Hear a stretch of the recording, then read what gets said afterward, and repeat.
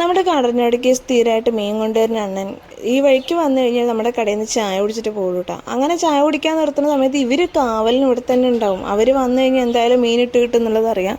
മത്തിയൊക്കെ ആണെങ്കിൽ അണ്ണൻ്റെ വക 2-3 ഇട്ട് കൊടുക്കലും ഇവരുടെ വക എടുത്തവർ കഴിച്ചിട്ടുണ്ടാവും കേട്ടോ.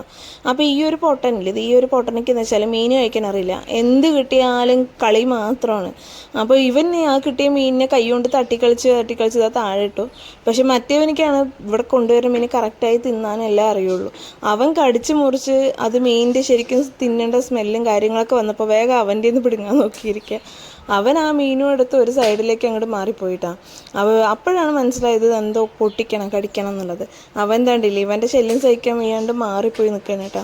അവർ സാധാരണ ഞാൻ വീഡിയോസ് എടുക്കുന്ന സമയത്ത് ഓൺ വോയിസ് കൊടുക്കണതാണ് അതിൽ. പക്ഷേ കടലിൻ്റെ ഫ്രണ്ടിലൊക്കെ ആൾക്കാരുണ്ടായിരുന്നു. അതുകൊണ്ട് തന്നെ ഇങ്ങനെ സംസാരിച്ച് വീഡിയോ എടുക്കാനൊന്നും എനിക്ക് പറ്റിയില്ല.